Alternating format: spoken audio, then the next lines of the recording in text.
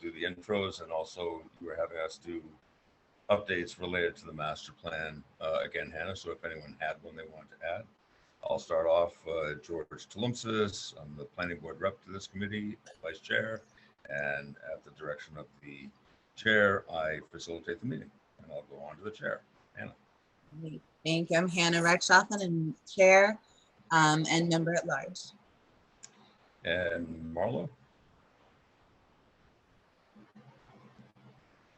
You're muted, Marlo. Sorry, a little slow after a long night last night. Marlo Warner, DPW director to the SGI. Thank you. Oh, and again, if people want to offer some master plan update during this, feel free to do that. I can go very quickly, although I could go an hour, as we all know. Please don't. So Wisdom Ways move. Yeah, I hear you.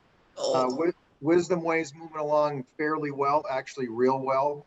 Thank you, Councilor Elmer Pictures, you said. We've been keeping an eye on it. The wall is being built.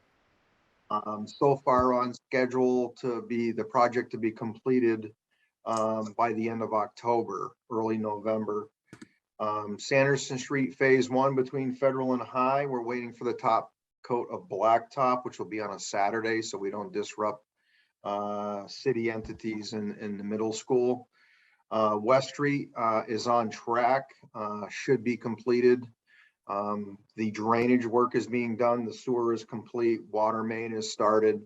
That should be complete by November, late November, including paving. That project should be complete. We talked about anaerobic digester for forever, it seems. Then COVID hit. I have had a first reading last night for a new project, repurposing the money from the anaerobic digester to a dewatering project. I won't drill down too deep. That might be a separate minutes thing for us, Hannah, possibly, which would be good for next month, but by then it would have passed through the council for second reading and vote. So those are the main bullet points. We're getting started on the Main Street project, numerous things going on, numerous committees, drilling down, finding out all of our infrastructure. In short, that's moving forward, and of course many things buttoning up for fall as we approach our busiest time in the DPW. So that's in short. Thank you, Marlo. So much going on. Thank you. Phil. Philip Elmer, City Council rep, at a meeting until 11 o'clock last night. What did I do recently? Oh, I turned in my Community Preservation Act proposal for restoring Highland Pond. So that's what I've done lately. Thank you. Carol, welcome. Glad you didn't have to be too late. Intro and any master plan related update if you wish. Sure, thank you. So I will say that we just got awarded a Green Communities grant. The press release just went out today, and we're going to be big news on my front, but we're finally replacing 2 fleet vehicles with all electric, which has been a big push. And I think now it's going to become the norm, thank God. And we're going to replace the oil heat at the wastewater treatment plant with heat pumps. So that's another huge win. And so good news there. The Inflation Reduction Act also is fabulous news. There's so much. I was in another webinar yesterday. It's a tsunami of funding related to energy. And I literally had tears in my eyes when I learned about it. And it's so much to digest, but it's what we've needed to really make the strides that hopefully we can make to meet climate goals. So very good news, keeping me very, very busy. And I'm sorry, can I say one more quick thing? Or maybe there's announcements at the end, but Fisk Avenue, there's gonna be a ribbon cutting next Friday morning. I believe it's at 10:30. I can double check that if for anyone who's around and wants to come and see that wonderful transformation. Thank you. Yeah, that's great. Jonah. Hi, I'm Jonah Keene, member at large. No updates. Thank you. MJ. MJ Adams, Director of Community and Economic Development, representing, I'm the Planning Director's designee on Sustainable Greenfield. Updates are we opened up a pop-up shop in downtown Greenfield recently, right next to Garden Cinema, part of our downtown efforts. We have Vintage Days coming up this weekend. It's our first annual Vintage Days where we're celebrating the vintage vibe in downtown Greenfield. That starts tomorrow. Classic car show on Friday, tractor parade on Saturday, sidewalk sales, some other activities on the Common and on Court Square. And on Sunday, there's the barbecue that the fire department is going to be doing. So come on downtown. I'll hold anything else about downtown for the conversation that looks like we're going to be having. So, Great. okay. Thank you, MJ. Greta. Hi, Greta Schwachman. I'm the food service director for the schools. And what is the role that I'm filling again? Sorry. School The or youth designee, is that right? youth designee, correct? Yes. And I don't have any updates. I'm still brand new, so looking forward to digging into some aspects of the plan. Thank you very much. Carol, I saw your hand briefly. Do you have a more official name for that? Okay, thanks. And Kim. Kim Boas, I don't really have any other update beside the walk I'm going to be doing with AMC Trails people tomorrow morning or afternoon, excuse me, and hope to come up with some, get them thinking about some numbers as to, you know, what developing a plan might cost, and then putting that all together and getting an application in before the deadline, knock on wood, or pre-application actually. Yeah. So that's what I'm doing. Quick collaborative work. Good job. And you're a member at large, I'll just mention. Yeah. Thank you. For anyone listening. Sure. Thanks, everybody. So next is the approval of the August meeting minutes. Is there a motion to approve? Thank you, Hannah. A second, Marlo. Any discussion? Carol, and then MJ. I did put this in my email, but right. one thing is that Greenfield Light and Power rolled out in January of 2015. I just want to make note of that. Who did the minutes, by the way? Was it Phil? Yeah. Oh, you're getting loosey-goosey in there. There was some funny phrases. I love the Nancy toots Carol's horn. It's like, okay. But there were a few other things that are just minor. So I'll let him go, I guess. But Carol, was that date just in the table? no, it was in the text of the minute. Okay. And it looks like it was in the table in the same way. That's where I spotted it after seeing your email. So It should say 2015 on the table because I did that. oh, it's 2015 is correct. Is that what you're saying? Yeah. Yes. Okay, very good. It was on the table in 2015. Okay. All right. Sorry, didn't mean to make it more. No, that's all right. Keep me on my toes. And MJ. I was reading the minutes and I wasn't there, but it looked like this CPC, it looked like final approvals were listed as being November 30th, and I thought that's when the final applications were due. I think that's when final applications are due. I just want that to be clear in the minutes that Yeah, I'm pretty. I don't have those notes in front of me. The pre-app is due on the 30th of September, and then the final is.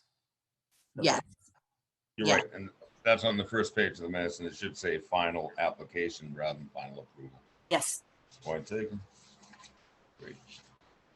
I just want to mention, it's not a change in minutes per se, but just a reference to minutes, that near the very end, when we had the idling discussion, there was a motion and a second. I think Marlo seconded it, as well as volunteered to help for me to serve as coordinator on behalf of the SGIC in relation to the idling issue. But we never took a vote. I know we were over time at that point. We were kind of rushed. So I don't know, Hannah, how you want to handle that, if we want to do a vote sometime this evening or squeeze it in or whatever. But I just wanted to point that out. Yeah, I think doing a vote on it, we could do it now if that's easiest. If that's okay with everyone. So again, it was a coordinator or something that was recommended to have for the anti-idling or idling reduction process, and there have been a nomination and a second for me to serve in that role. So I guess I'll ask, is there any discussion of that? Seeing none, all in favor? Aye. Aye. Are there any abstentions, or is that an abstention, MJ? Okay. She wasn't there. No, got it. Okay, makes sense. All right. Thank you for completing that little closure. All right, thanks. And thank you for the confidence again. And next item is upcoming meeting dates and format. Anna. Yes, thank you, George. So I wanted, MJ pointed out that we are getting awfully close to November, which is true, and we may as well, I agree, just look at some dates that are coming up that fall on or very close to holidays. So the first one, of course, is that our meeting on the fourth Thursday of November is Thanksgiving, or Indigenous Day of Mourning, as anyone observes it. And so we need to move that date. MJ put forward, I think, the 17th, which is the Thursday just before. So I wanted to discuss dates and try and find one in November that works for everybody. Unless everyone wants an excuse to get away from their families for an hour and a half, and then we can just hang out. But it's fine. Is there any, yeah. anyone have any thought? Yes, MJ? I had asked Hannah that because you know that I use this Sustainable Greenfield as my Community Development Block Grant Advisory Committee. And we are looking at the Community Development Block Grants that will be due in March. There's a new requirement this year that many entitlement communities, which is what we are, need to do something called a community development strategy. And I have to hold a public hearing on that community development strategy more than 3 months in advance of when the application is due. So I was hoping that we could do the Sustainable Greenfield Implementation Committee meeting on November 17th and marry that with the public hearing that I need to do with the community development strategy. What I'm going to suggest is that in October, I actually share with you the draft of the community development strategy. It's a 3-page narrative about what are we up to. Quite honestly, you know, you will be aware of most 90% of it because we talk a lot about what's going on here. But it is something that I need to put in motion and be able to publicize a public hearing on, which requires a 10-day notice for this public hearing notification to satisfy the state. So I'm begging your indulgence to let me ride on your coattails again. Okay. Any other thoughts about the proposal of moving to the 17th of November? Anna, you have one? Yeah.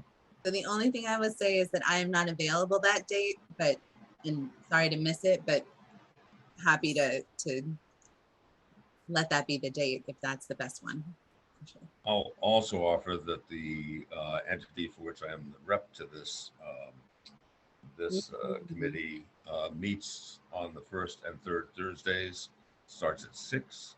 So I would, we don't every month meet twice, but we often do, and I have no idea at this point that far in advance if we'd have a meeting on the 17th. So I would have to leave just before 6 if we were to meet that day, and we have a planning board meeting.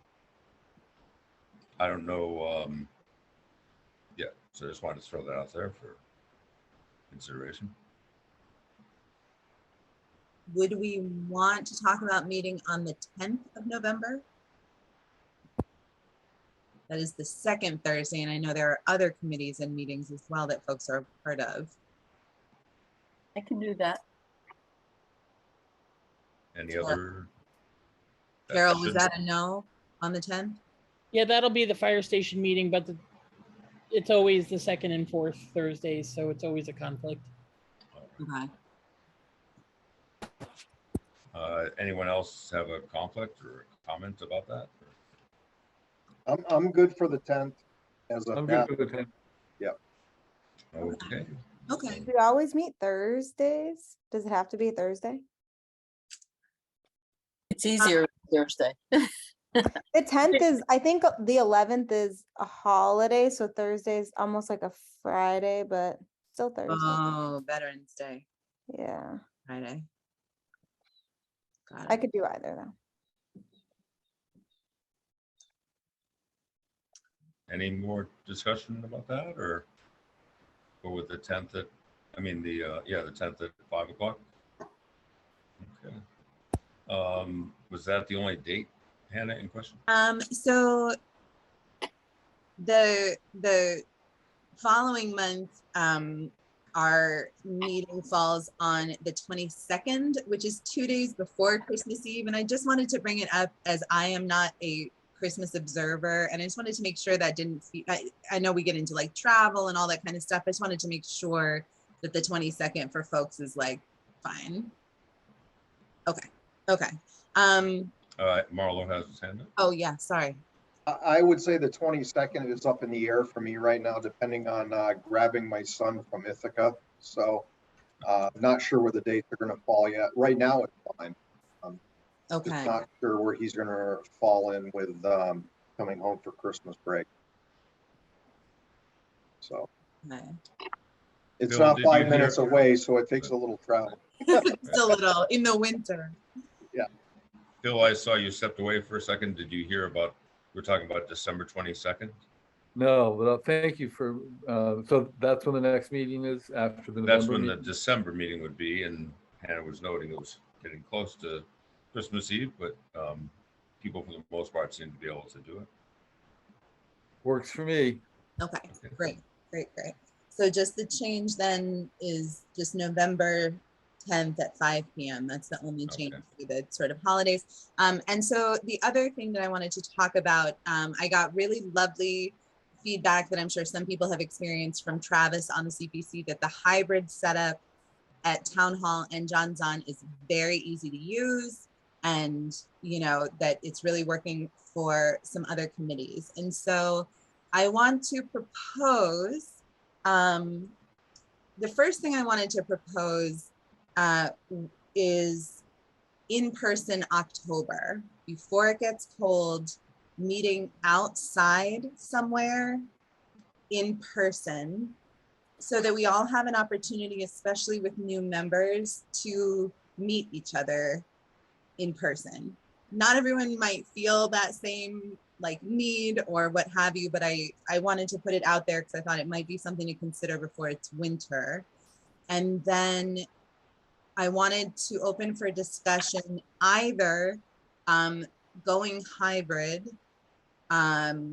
or remaining virtual through the winter, understanding that like, you know, weather and all of those things, and moving to hybrid in March. Okay. Any thoughts? Yes, MJ. The hybrid setup works really well. And I've actually been the only person sitting in the second floor meeting room sometimes when we're operating hybrid, which seems funny. But, you know, I think to give people the option, if they're comfortable meeting in person and want to join in on that, I think it's a really manageable system. Any other reactions, thoughts? Bill? Well, I love Zoom, but hybrid, we can still do Zoom. MJ, in that meeting room, are you able to set the whole thing up without any tech help? Yes. Yes. Ah, Push a button, turn on the TV and push the button. Even I can do it. But you needed training, right? You needed to know which button to turn. Well, towards. yeah, but yeah, Christian and Aaron showed me how to do it, and I didn't screw up. So Okay. All right. I'll call on myself. I love the idea of meetings in person. I wouldn't agree with the idea, Hen, of the doing an outdoor October. thing. Partly because you never know with the weather, and also I know. it makes it hard for the public to participate either via recording or via being in person. So I appreciate the sentiment, but I would be disinclined to go with that. I think being in person, being indoors, and having a hybrid option would be great. Then it gets to the question of scheduling one of those spaces. I don't know what else is at the time we typically meet. What else might be meeting at that time? The fire station is obviously. Yes, Marla. I'm in favor of the hybrid, and the reason I say this is it's a conflict. I mean, I'm in favor of in-person, but Thursdays are tough. Carol will tell you. You got library that jumps in, got fire station meetings, and I think early on when we were in person, it was like one was in person, one was online, and then another one was in person. So I was driving back and forth from home, and however, but I like the hybrid idea, so that if like Carol and I are doubling, tripling up, who knows, we have the options to still get here with you folks. It might make it simpler, or if I can get to the city hall, I'll be there. That's just how I feel about it. Carol and I are on a lot of committees, a lot going on, a lot of boards. MJ, as well. We got a lot going on coming down the pike. So I think hybrid might be a good idea. What's the format of the fire station committee? Is that in person? No, we were just on Zoom, but we were doing hybrid. I'm not sure why one's one way and I guess it's still meeting dependent. Yeah. But I don't know if everyone saw the chat. Greta had brought up something which I can echo that when it is in person, for those of us who work in the city but live elsewhere, that earlier is a little bit better than staying till 6:30 after a day. But so I know that's gone back and forth. I just wanted to raise that point since I don't know if everybody saw the chat. Yep. I also have the thought that as we near the holidays, we get closer. Hybrid might be a better opportunity for them too, depending on other schedules and other meetings. What was that last comment? I couldn't hear all of that. Oh, sorry. As the holidays approach, we all get busy. We got a lot of committees, a lot of business before the holidays. I'm thinking hybrid's a good option to make sure we have a quorum. Good option. I know that I'll be remote as long as remote's possible, and it sounds like others are in that boat as well. So I do wonder if it's even necessary to do hybrid, but if we try it, if people are not showing up, not worth reserving a space for, just to go back to Zoom, because I know I'll be Zooming in as long as it's possible. And Hannah, you mentioned in proposing this, you wondered if we should wait till the new year to consider doing this as well. And I feel pretty neutral about all Zoom or hybrid. Either one certainly works for me. It just seemed like through the winter, and so much to Jonah's point too, it seemed like a lot of people were still preferring Zoom. So it was like, do we even want to worry about it yet? Or do we want to wait till the spring when there's that sort of, maybe I'm the only one that feels this, but that sort of renewed energy that like, if we could be in person, people would want to be. So, whether we start hybrid immediately as soon as we can get the space, or whether we plan out a future month, I think either one is great. And we should certainly, it sounds like, utilize the hybrid option because folks are interested. And I'll just say very quickly for myself, to Greta's question and to Carol's point, that as long as it's hybrid, 4:30 still works for me. It makes it a little harder for me to get back to Greenfield in time for a meeting, but I would certainly keep trying. And on days that I could and we were hybrid, I would try. But with the Zoom option, time is what even is time? No, I'm just kidding. So yeah, so I would just say that, throw that in there too as well, that 4:30 would be cool. And I think too that we're still under the executive order, the renewed order that flexes open meeting law. Yeah. So I think that allows more flexibility about members of a board or committee to participate remotely. I still think we need to have an in-person quorum, if I'm not mistaken, but I'm not totally sure. I don't know if anyone else is clear about that. Carol, you're making a reaction. You mean having to have an in-person quorum if you're doing a hybrid meeting? Yes. That was not the case with the fire station when we did hybrid. Okay. MJ, So, do we want to take more time on this now? Do we want to, seems like there's a mix of perspectives. Do we want to revisit this next month? Do we want to?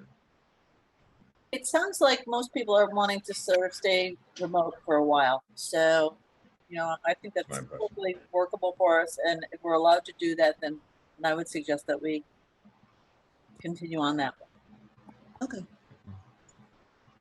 And do we want to take a vote on 4:30?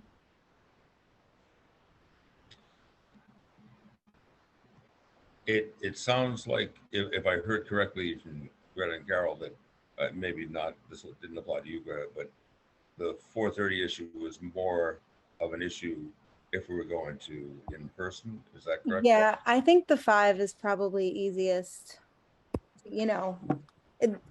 I think if it's not in person, 5 is good.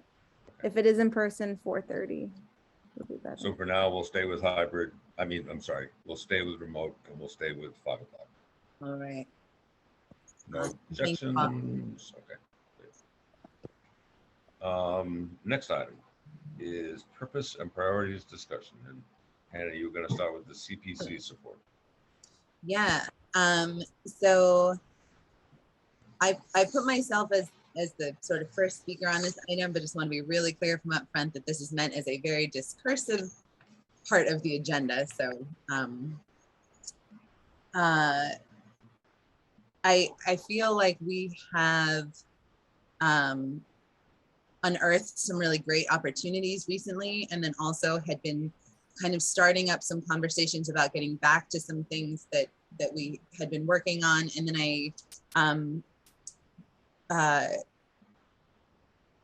so the first thing I wanted to say, I know I sent some notes around about the meeting I had with Travis, who is the chair of the Community Preservation Committee. And it just, the more that we talk with them and the more me personally that I understand their mission, how it works, hearing something like the money rolls over if it's not allocated, there's just like so much opportunity there that feels very in line with what we're doing. And so my goal for this part of the discussion tonight is really clearly trying to identify, up to 10 priorities that we want to be actively working on and working towards, so that in future meetings we can drill into what that work is, what it means, and how we kind of keep pursuing things. And so especially with some new members on the committee, I wanted to make sure that we are both gathering priorities that were pre-existing, and then also recognizing that we have some new skill sets in the room. Just by way of example, and Greta was very lovely to let me throw her on the agenda.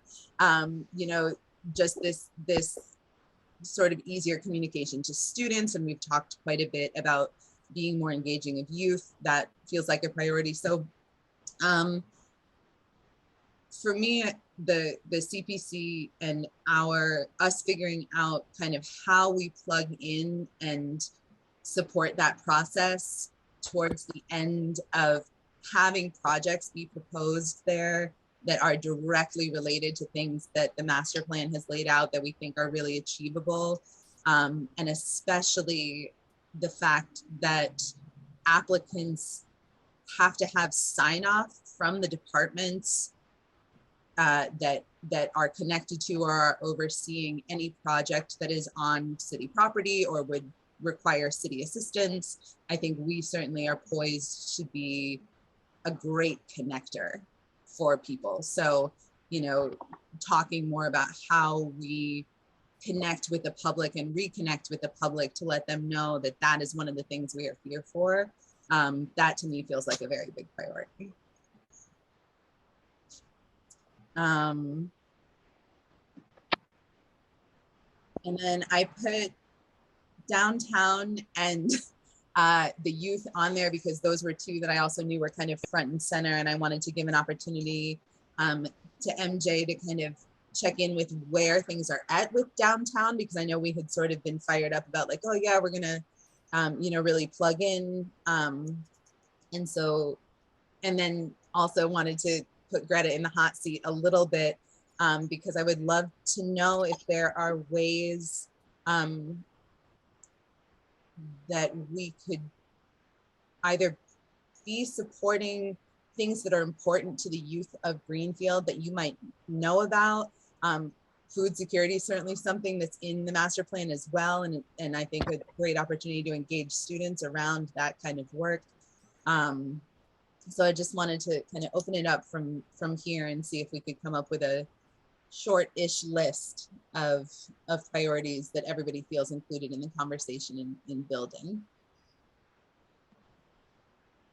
And I just ask because I'm new to this, and last time I think the CPC, you know, everyone's launching into abbreviations, and so is this the Community Preservation Committee?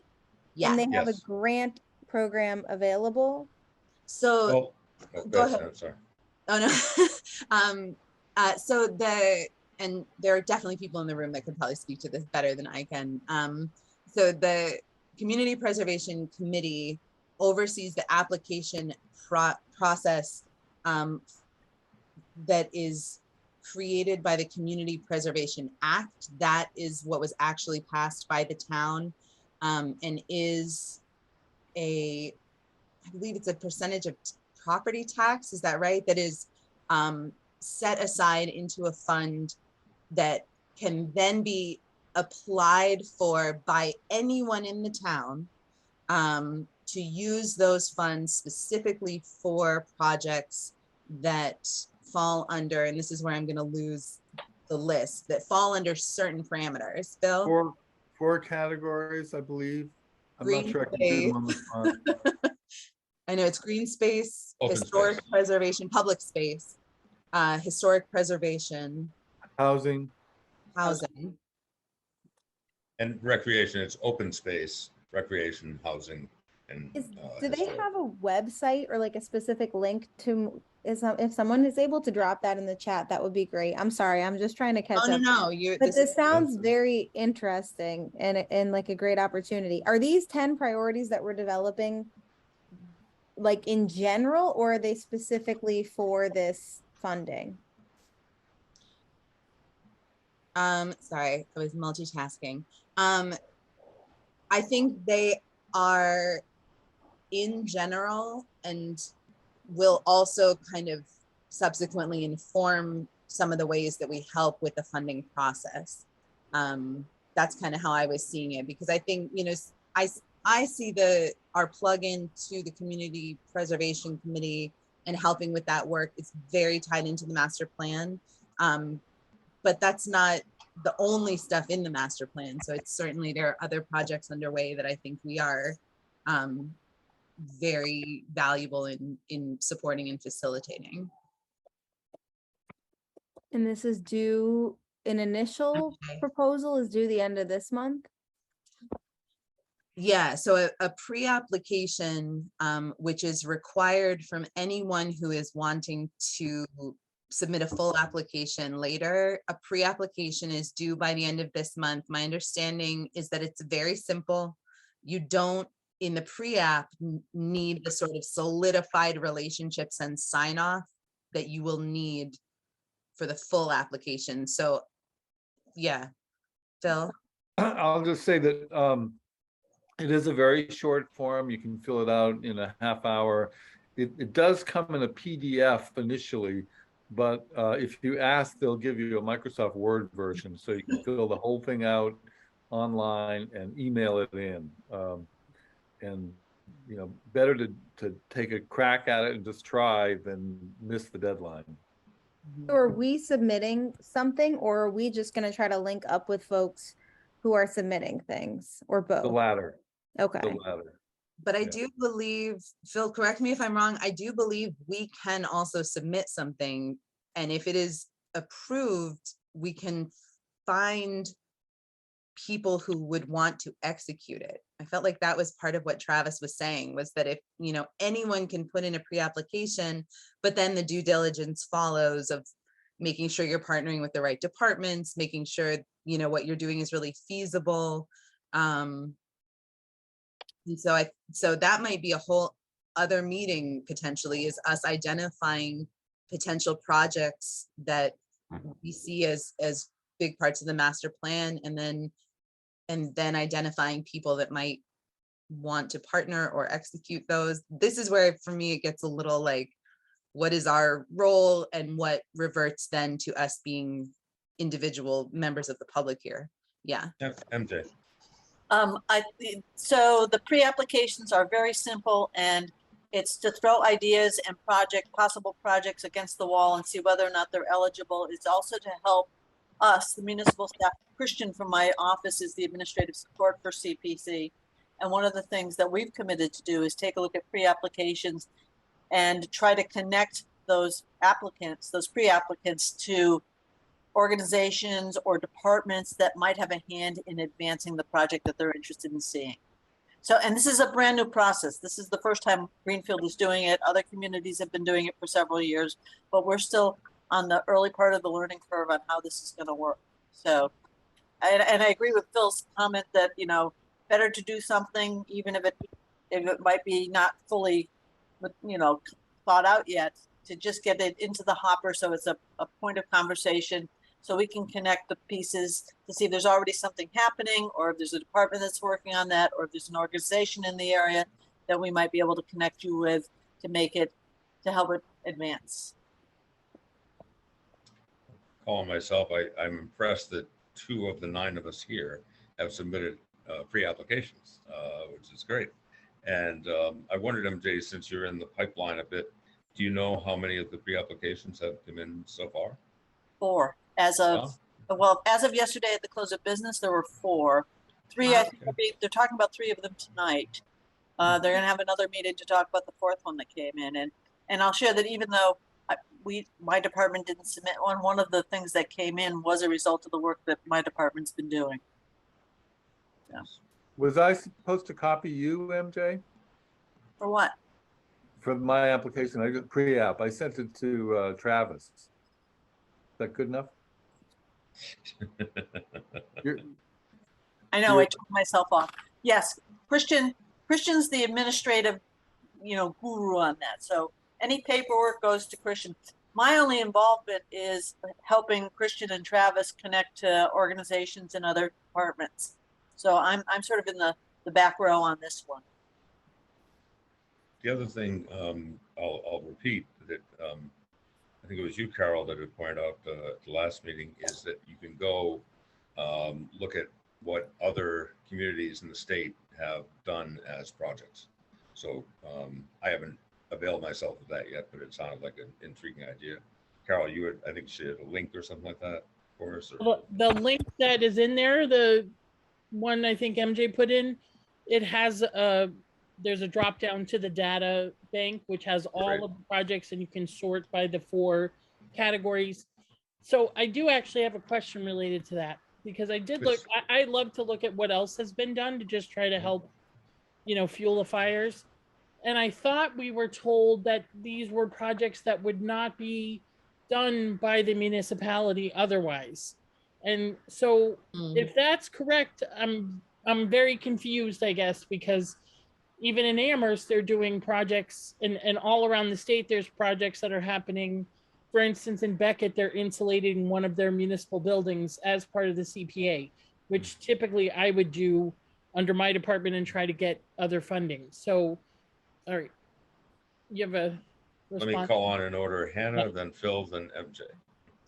So I think this is a little bit of a gray area, because I asked Travis whether or not city employees, city officials could apply, let's say something doesn't get the budget that they want.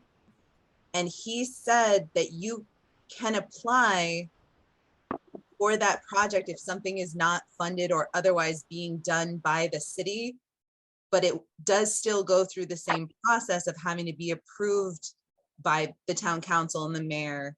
And so if the city feels that that should be done in another way, it might not get approved, but you can put it in, was his kind of, yeah. Bill, did you have something to add to that? Well, the form asks which city department might partner with you. So I identified the recreation department and I said Marlowe. Marlowe would partner with me. Surprise. MJ, you had your hand up too? Yeah, my understanding is that, we have a capital planning process. I think that every department head is invited to make submissions to the capital improvement plan, and not everything makes it onto the funding list. So, there's an active conversation, and we'll be talking with department heads. The mayor and Christian and I met to talk about the process of how something might get advanced through the capital improvement plan, maybe might not make it onto the list to get funded.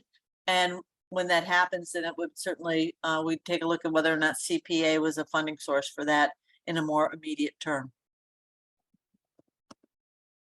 Yeah, Jonah? Just one quick note on ones that I've been involved with, that CPA funding has just been a percentage of it, right? So it's not like that it has to cover the full cost. So it can be a gap filling as well, which I think would be a reasonable use of it. We can justify for a city-based project as well, that we have some amount of funding, but we need additional funding to fill a gap. Marlon? Yeah, I was just going to comment on Phil's comment. I mean, other than a building rebuild or whatnot, I mean, as far as the DPW, I see us as key on a lot of the requests or the pre-qual, only because we have all the records. We, any sort of dredging, any sort of engineering, we've recently experienced that, or we got 30, 50 years of experience and contracts on a lot of this different work. So I think as a partner or to be helpful to any project, I think we're going to be involved in a lot of them, depending on what the request is. And I think that the amount was a 1%, if I'm not mistaken, PA funding through taxation. With matching from the state, although Right. It's not 100% matching. Right. But, and we're talking about, I think we're up to nearly $500,000. Is that right? Or is it $250,000? It's not a lot of money, but Carol, do you know? I thought I heard over 300,000. Yes. Maybe that's it. Yeah. And I'll say I've had experience in this when I worked for Hadley. They had this going on. I don't recall departments running the projects or all that good stuff. But again, DPW was behind the scenes with a lot of support, depending on what the project is. So from the support end of it, it's pretty. It can require a lot sometimes, depending on what it is. Yes, Sam. I just wanted to say, because I think Marlo brought up something really crucial too, which is a potential opportunity for us as a committee would be to look over, this coming from Travis, would be to look over applications that come in, potentially like maybe, I don't know if you meant pre-apps or full applications, but give the CPC a sense of feasibility that is informed by those of you on the committee who are members of the town and could say that, we appreciate that you want to dredge the lake, but it's not feasible for XYZ reason, and sort of be a first line of response on something to be like, could this really happen? What would this really mean for this department?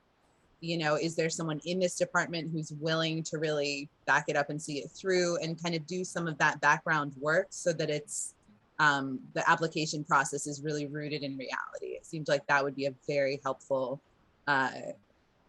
position for us to take. Marlon. An example, Councilor Elmer, I appreciate you including me in that today or yesterday. Lost track of it, but an example is we've just experienced what it's like to dredge anything. We know all the environmental, we know the holdups, we know the red tape. We now know it takes about 2 years to even get approved through all the environmental process.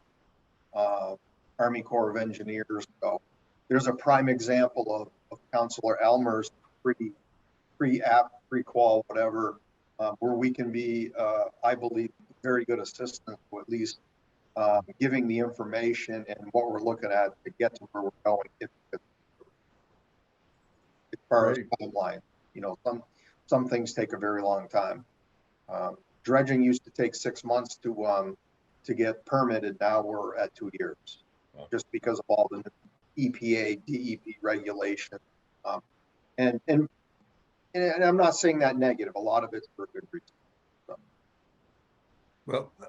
Well, I started with a modest proposal of clearing the duckweed. Dredging would come way down the road. Yeah, clearing the duckweed is probably 1.5 years. Just saying. It'll be gone by then.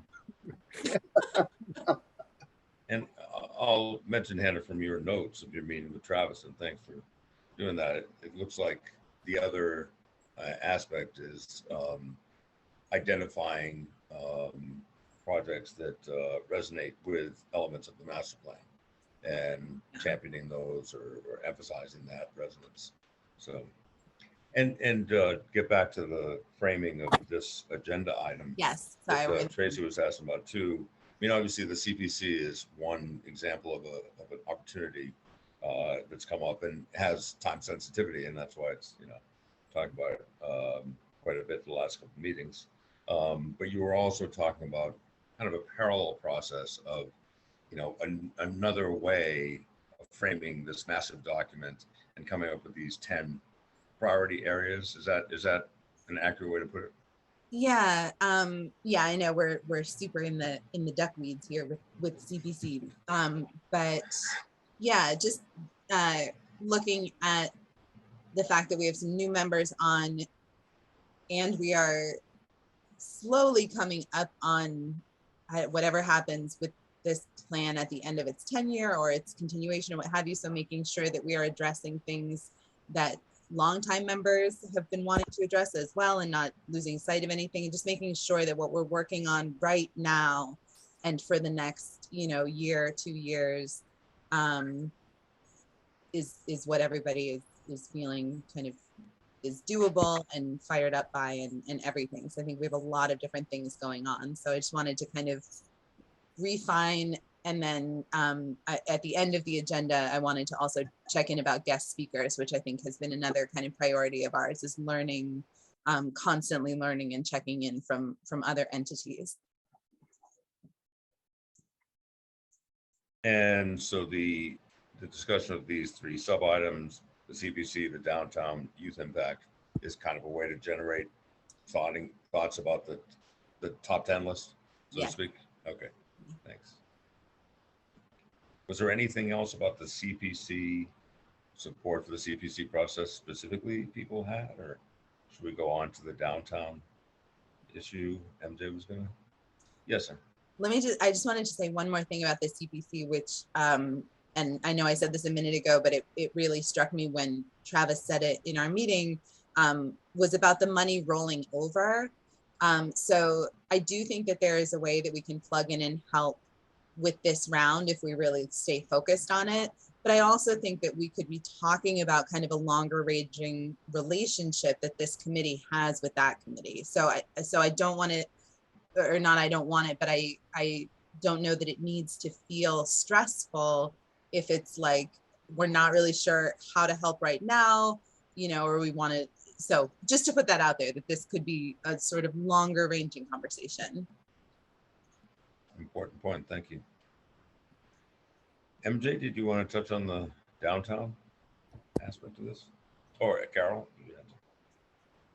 Yeah, I guess I just wanted to follow up a little bit for now with this process. I think, so like, for instance, with Kim's proposal,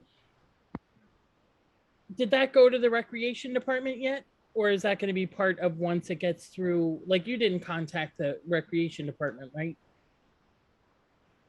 Kim? No, I didn't, Okay, not yet. I so was it seemed like, thinking the same thought though. yeah, because there is a lot going on, and so I know that seemed to be a top priority also with the notes you supplied, Hannah, that I guess there's just a way we're going to stick with the ducks and the weed, but getting your ducks in a row to kind of have a prioritized plan of how it should get looked at. So I'm thinking that maybe before SGIC gets involved, that it should first be deemed whether or not the project is a viable one through the either the related departments or appropriate sources that way, and then kind of come to us, because I think it feels a little I don't know if nebulous is the right word to try to jump in before we, I think it should just, at least the project should get vetted first. And then isn't there also like a formula where a certain percentage goes into each of the 4 categories funding wise? So yeah, so there's a lot of different I don't know if they're matrices, but steps that have to be accomplished. So just trying to think of how to make the wisest use of limited time. That's all. Thank you. Hannah? I always say one more thing there, because that's a really, really good point. And I don't totally understand yet where our kind of point of entry would be, because on the one hand, it sounded like the CPC could use help in assessing feasibility, but then it also sounds, MJ, like your office is doing that. So it might be that our committee comes in later, makes introduction. I don't know. So that might be a question that we want to put back to the CPC, because one, the way that Travis sort of put it was that it would be helpful to have a master plan rubric that the CPC could use when looking at applications, how things apply. And then the other thing he said was it would be helpful for them to know the feasibility. And he felt that our committee had a lot of people on it that might know or have some insight. So it was like, I think there's both an opportunity for us in early on, and then also potentially an opportunity later in kind of helping people move through the process. There are like a lot of points of entry. Yeah, I think that what might be helpful here, and I think that there's a lot of expertise and knowledge in this among the membership in this committee, is that perhaps we put it on our agenda for our October meeting. That's October's next month, right? Yeah. Okay. You're great. And I know the CPC is meeting right now. I mean, that's one of the challenges we have is that we sort of overlap each other in terms of meeting, but to see where we are and that we visit, what the projects are that are there. We will probably already have started some of the work that we will do at the municipal staff level in terms of trying to figure out who to connect them with. So let's put it on the agenda for next October. We can certainly get a list of the projects that have submitted pre-development. We can just take a look at them and offer any sort of comment back. This is an iterative process that will happen, I think, with the CPC committee as people get prepared to do their final applications, which will be coming in at the end of November. And, I think we're sort of building the bus as we're driving it. So let's just not drive off the cliff. And we'll go from there. Does that make sense? It does. And Greta just popped a question in the chat about potentially meeting with that committee at some point or having them as a guest. And we did actually have Travis and Thomas Guarino as guest speakers in July, maybe June, July. So just before, and there is a recording of that on GCTV that's very helpful. That said, I do think that having Travis and Thomas, if he's available, back at some point, you know, whether that's October or whether that's further down the road, would be great. Yeah, Something else. I would just say that I think we have to be very mindful of the potential workload that the CPC committee is looking at, and I would figure a way for us to have input to offer up to them rather than inviting them to our meetings. I just Okay. be sensitive to that. And just a technical point to make, I appreciate, Greta, you're using the chat to communicate, but technically, when we're for open meeting law, we can't use the chat function if someone who was viewing this couldn't see it. We're obviously repeating anything that gets put in the chat. It's good to use for a link for a resource or something like that. Do you guys, you make the minutes public, right? Do you ever just copy the chat into the meeting minutes? Like copy the contents of the chat or something? I don't think it's done that way. And I'm happy to call on you if you have a question rather than typing in the chat, just Okay. speak it out. So it just becomes complicated with, you know, communication that's happening on the committee without the public being witness to it. So just throwing that out there. Should we go on from the CPC to downtown? Yeah. Okay. MJ, you're up. All right, let me give you an update on where we are on this. So earlier this year, we were hoping to launch the downtown revitalization plan update process sooner rather than later.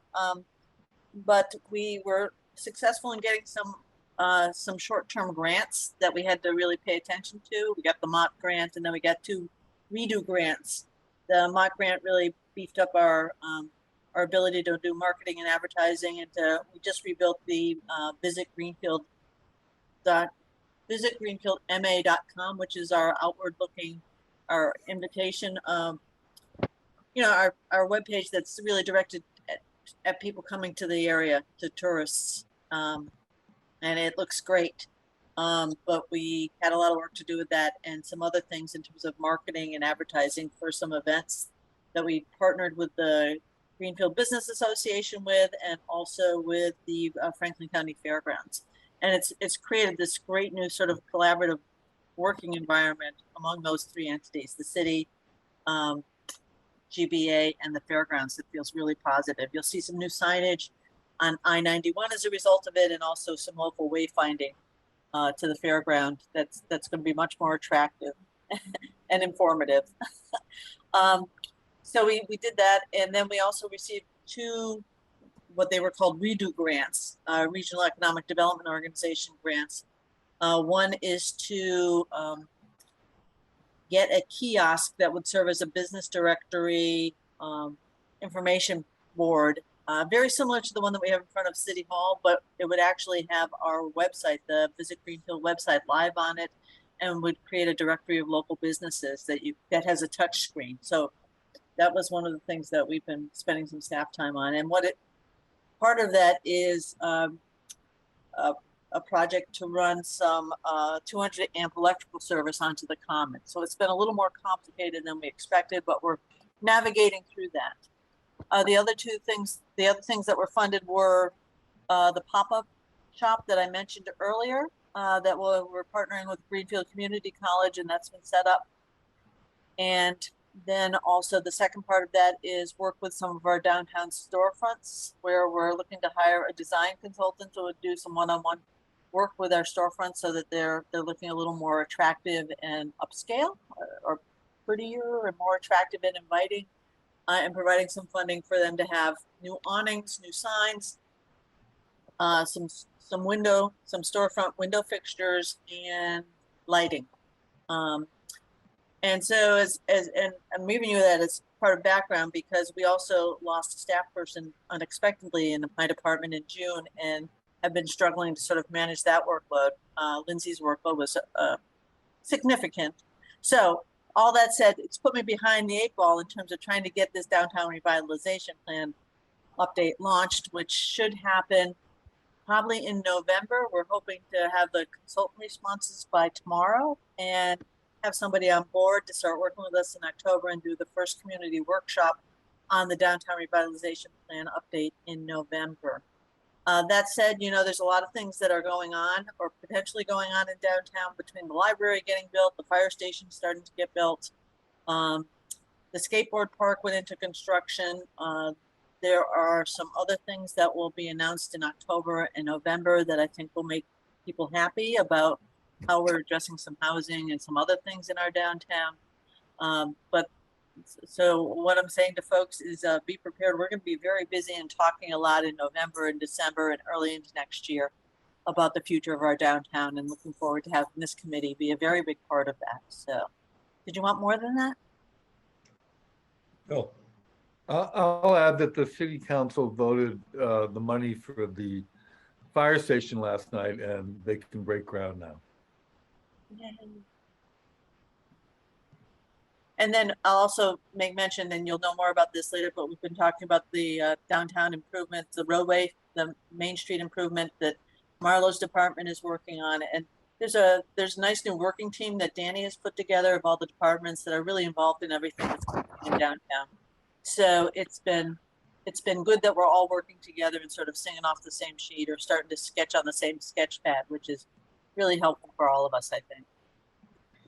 Can I ask, and this may be for you as well, Marlo, when this has been general reference to some public events, public input opportunities coming up, do we know what the timing of the next one is, roughly? In regards to Main Street, yeah. So we're working with a consultant, as MJ had indicated. We put a team together. We're putting a schedule together as we speak. It's a work in motion. We expect a little bit later this fall, we're going to have our first workshop, I guess, to discuss Main Street. Workshops were the best way to approach, being that all the discussions we've talked about we're going to have 2 years with the angled parking, opposed to, parallel parking. So that's all going to come together. I think we're developing a very good plan to involve the community, the business community, so on and so forth. As soon as we have that information, it's going to be put out everywhere. So, but we're putting that plan together, and I'm pretty excited that we're going to get this going and involve the community and see where we go towards 25% design. Just to clarify, when you say this workshop, is that a public event you're talking about? Yes, there's going to be a few of them. We'll put more of a solid schedule out when it's complete. I'd rather do that than to put something tentative out. We know how that can use folks. So, but we're definitely, I think we're on a really good track. We got our best feet forward on this, and I think it's going to be a good thing. So I'm looking forward to it. Even though it's our busiest season in the DPW, we've got to fit it in.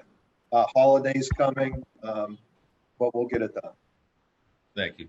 And I believe that, when we do the sort of the first big community workshop on the downtown revitalization plan, probably in November, that we'll have much clearer definitions about the workshops that are related to the roadway issues. So we intend to have that pretty well set and make that very public once we know that. Yeah. Thanks. And if I may, the first workshop is going to be a listening workshop with all the stakeholders, with our consultant firm, with our team. We want to vet everything out. We want to hear everyone's concerns. So we thought that was the best place to start, because we've talked about it a lot. It's going to be a listening session as we develop the design for Main Street going forward. I think that's a very, very important piece right out of the gate, so that we don't design to 25% and turn around and have to redesign. We want to take the appropriate steps. When we go to 25% design, we are in a place where everybody wants to be. So that's very important. I think it's important for everyone. Thank you. Before you go, Phil, I just wanted to note we have about 20 minutes left, and I want to respect Greta's place on the agenda as well to offer input. Phil, do you have a quick How many questions? I was just going to ask to clarify, what does 25% design mean? Will you be presenting graphics showing what you have in mind? No, I think the workshops is going to help us design to 25. Okay. Now, when we say 25% design, it's really like a 60% design of a project. I don't want to confuse the situation, but 25% design will be in a place to where the final project is pretty much going to look like what it's going to be. So there's a lot of work between now and 25% design. When you go from 25% up to 100, it's really a short span, although it's 75%. All the heavy lifting is going to be done between now and 25% design completion and approval by Massey. Thank you. Greta, I want to give you a chance to offer your thoughts on youth impact.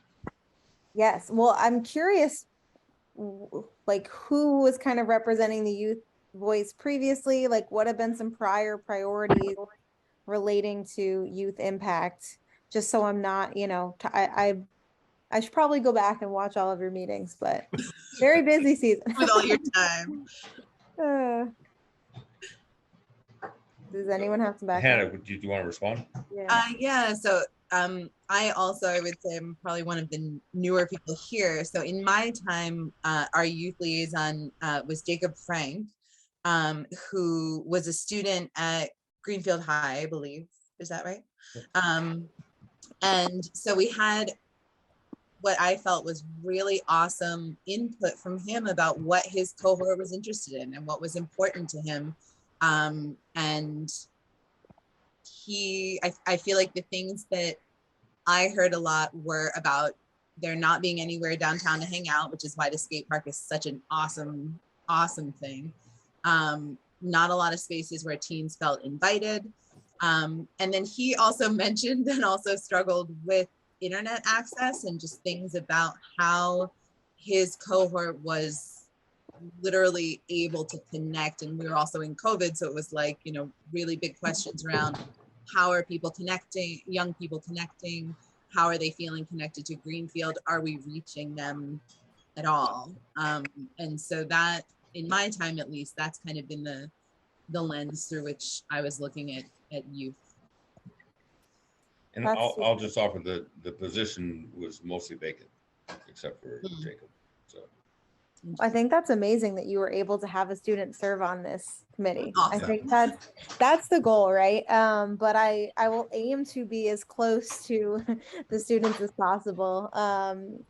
And you know, I mean, obviously I'm the food service director, so I'm mostly dealing with students in relation to food. And I was previously a farm to school coordinator, so I did some things like hands-on gardening with students, you know, education, working with student groups. So coming from more that angle, but also happy to, you know, I'm still new to the district, so still developing relationships with teachers and staff and admin.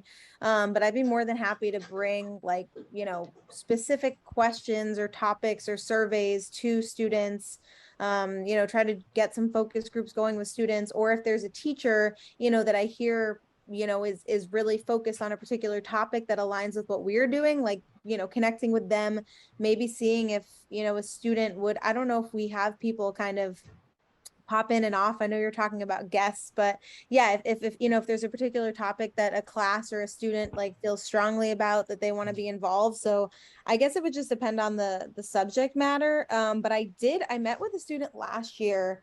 I've been trying to start the composting up again, and I've met numerous times with Amy, Donovan, I can't remember her exact title, but I'm sure you all know Amy. She's wonderful. And like, there is momentum. I can sense, like, I've had people contact me and say they want to start doing this again. I think we have the materials. It's just a matter of actually getting the green light and making this happen again and figuring out who's going to pay for it. I would love to find some money to cover it, because you know, my budget works a little bit differently than, let's say, like the other school budgets or the maintenance budget, but I also can't necessarily afford to have it all come from my budget. Like I'd like some buy-in from other departments. So I don't want to just say, hey, okay, like I want this to happen, let me do it, basically. But if we could somehow, if there's grant funding available, I would be very interested in that, because there are costs associated with the trucking and the bags, like buying compostable paper goods and the compostable trash bags are very costly, especially right now. All of those costs are just have been crazy since the pandemic. I think at the start of the pandemic, a box of gloves went from like $10 to $100 a box. It's been wild. It's starting to settle down, but anyway, so I did meet with a student about composting, and she was like, I just think there's been so much turnover. It's been really difficult for some of these student groups to, like, for there to be continuity or sustainability with these groups. Like a lot of teacher turnover, a lot of admin turnover, a lot of like unclear, you know, in order to have a teacher lead a club, like there has to be something written in for the previous year, like there, in order for there to actually be a stipend for it, it has to be probably voted on in advance. Then they actually, you know, so it might take a little bit of time to start a club versus just saying a teacher, oh, I want to lead this club. Like it has to be a paid opportunity for the teachers. So I think that there was interest from students in an environmental club. I mean, I think a lot of those students probably graduated, and then at the same time the pandemic hit. So like a lot of those student efforts at sustainability and the environmental club, it seems like they've kind of just disappeared, but I think there are students that would be interested.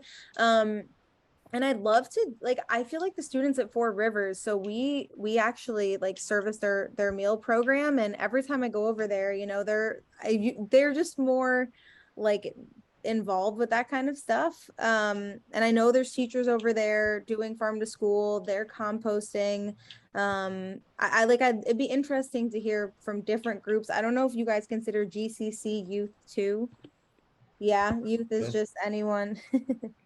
You have a cutoff on that, but I think, you know, there's definitely opportunities for environmental leadership, like connecting with local groups like, oh my gosh, I'm sorry. I'm still so new to Greenfield, and I feel like I've been involved with a lot of communities, but Just Roots has a lot of wonderful programs, and I think there's a lot of opportunity for youth to get involved over there, with a lot of food access organizations, the Franklin County Community Meals Program, the Community Development Center over there. I don't know if we could organize some sort of like internship opportunity, or you know, if there's some group that would collaborate with that. I think there are definitely youth that would be interested. It's also probably NHS, right? Or it's like who are these kids? I don't quite have my finger on that yet. I just think there's different, like, it's really interesting to hear that student was interested in things that I'm not even thinking about, like technology, and like that's really cool. So yeah, I more bring like a food perspective, but I'd love to do some more direct talking with the kids. Yeah, the library I think is going to be incredible. Like one of my favorite things I did in Chicopee was partner with their library, and they had all sorts of grant funding. We did monthly events for families that were free to families, hands-on with food, where kids got to, you know, they got to taste something, they got to read something related to food. That was really amazing. And I've met with the library. I'm really excited for that project to be completed and use some of their new community spaces. I think there's a lot of potential there. We're getting a food truck, and you know, as much as we tried to investigate the opportunity of making that an electric truck or making the equipment on that electric, it's very costly at this point, and it's just not feasible. We would be way over budget on that project. But I am really excited for the food access opportunities it presents. And my goal is to partner with organizations like the YMCA, maybe the Taekwondo centers, and use a feeding program, a statewide feeding program, to, you know, bring the food truck to these places and provide free meals for kids after school hours. And we would get reimbursed from that through the government. So, you know, be free for the kids, and a great way to kind of partner with these organizations. There has to be an enrichment opportunity provided. So there, you know, it has to be in collaboration with a club or an activity that's already going on. So I think that would be a really great thing once we get the truck. So I'm hoping that that will happen in the spring and we'll be able to hit the ground, build some more partnerships, be out in the community, be out downtown. I would love to, you know, I love downtowns. I love it. I love the city planning piece. The website is gorgeous. I was just looking at all the fun events and everything. So I think that there's a lot of cool opportunity. Like my goal with the truck is to appeal to the kids, to have this cool factor, to increase participation, you know, so I'd love the truck to look really great. That's something I'm really I'm fighting for, you know, but have it like have an option for kids, like create a almost like, it can't really create a space, but it can show up. It can have free food for kids, items that appeal to kids, you know, survey kids what they want to see on the truck, provide local options, collaborate with some other events and things. And yeah, so I don't know. I have a diversity of interests, and whatever you got, you know, if I have no idea what your priorities are, so I'm really curious to see what 10 things we come up with. And then I think once I have a better idea, then I can see how youth can slot into that, how I can help out with that. I'm tired, y'all. Thank you, Greta. That all sounds great. Yes, appreciate your energy and creativity about this stuff. And there's a lot of options, a lot of opportunity. So exciting. And I'll offer too that you are now part of we, and we are creating as a group these priorities. So it doesn't. It's all, we're trying to refresh, you know, the committee's commitment and focus. So Hannah, I'll turn to you. We have about 8 minutes left, and we have the guest speaker and the announcements items. It sounds like there's obviously a lot of continuity that could happen with the discussions we've just had, but wanted to figure out where you want to go from here. Definitely. So that was really helpful. And again, thank you, Greta, for letting me just like throw you in there, because that was so informative. I want to be, so there's two things. One, I want to be cognizant that we do have 2 other new members, both of whom have given some background.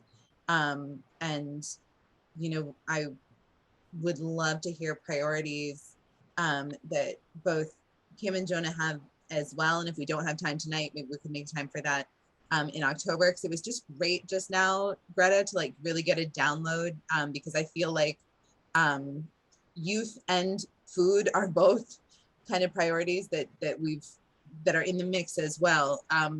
But I do also want to be cognizant that Nancy took the time to send around some priorities in her absence. And so I thought that maybe first, very quickly, I could just read high level the priorities that she sent. And then if there's anything at that point that we have not mentioned at all, maybe we could mention a couple other high level things and then talk about it more in the future. Does that sound okay? For the sake of time. Sure. I just wanted to, I assume we're trying not to run over. And just pointing out, we have 6 minutes. So I don't know if there's announcements necessary, but you wanted to talk about speakers as well. So yeah. Yes, right. So, okay, well. You want to skip to the speakers that Nancy recommended? Should we do that? Should we table priorities and come back to it? Is that helpful? I would suggest that that's an ongoing discussion, and we could have Nancy's input perhaps in person next time. Excellent. And if we want to have a speaker at the next meeting, this would be the time to. Awesome.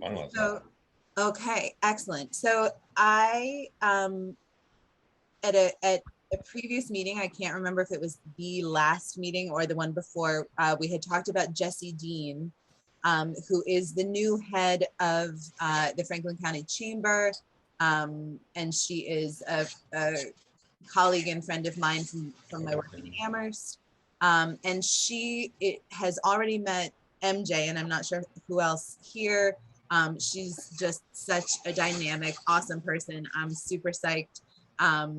And I was encouraged to and did float out to her that we would love to have her as a guest speaker. She would love to take us up on that. She is not available in October, so I would like to propose asking her for November. And I had told her that I would follow up when I knew what our date for November was. Is that a good Thumbs up next. for me. Okay, Any thoughts or very cool. projections or anything? Okay. Very cool. So I will extend that official offer to her. And then the only other thing I wanted to mention about guest speakers, and we don't need to dive into it now for the sake of time, but I feel like we've had so many suggestions over the last little while, and some have panned out and some haven't. And I feel like maybe some of them have fallen off my radar. So maybe in October, now we're putting a lot on the October meeting, we'll be in the same place in a month. But maybe we could come with both renewed suggestions and also new suggestions from folks who have joined us to just, I will do a better job of really keeping a list and a roster, not just in the minutes, but separately of who we're pursuing so that we can be really teeing people up, because I think it's been very helpful. And it sounds like for others on the committee, it's been very helpful to hear from different members of the community, especially around the priorities that we will continue to refine. Yep, that's what I was actually just going to say, that it could be helpful for us to define our priorities. Yes. and then pick our topics and then find our speakers. Yeah. Very true. So maybe we'll table the guest speaker list. I will ask Jesse Dean for November, and then we will maybe at our November meeting identify some for going forward. Yes, MJ. Given that we're looking at November for Jesse, might I suggest that I get to hog the October meeting on the community development stuff that I was talking about earlier? We typically do a quarterly update anyways. I could certainly share with you the community development strategy. I'll have to move it up on my calendar in terms of getting it drafted, but that would be really helpful for me to be able to have you guys see it, offer any feedback on it before I do my public hearing, which I'll probably do in November anyways at a separate place. But MJ, how much time would you like? Well, it depends. How much do you want to know about community development block grant, both what we have done in the past and what is sort of on our future game plan? I mean, I could easily do a half-hour presentation on how we've expended the funds and where we see ourselves going with it over the next couple of years. That is a good question. And I will also just note that we are due for an update from Marlo as well. So yeah, Carol. I'm sorry. I feel like we're constantly chasing the clock. We introduce these great topics and then we never ever talk about them. For instance, Greta just laid out a beautiful set of things that I really wanted to talk about, and I did have my hand up, and then we move on to talk about guest speakers.